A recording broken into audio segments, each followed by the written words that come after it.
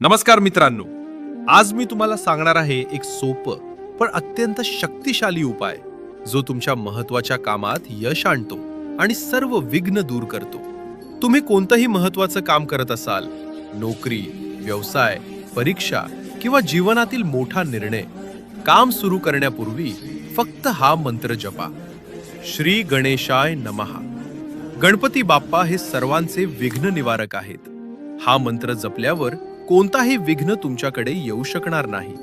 आणि घराबाहेर जाऊन महत्वाचं काम करताना थोडा गोड पदार्थ खा आणि पाणी प्या. यामुळे मन प्रसन्न राहते आणि काम सुरळीत सुरू होते.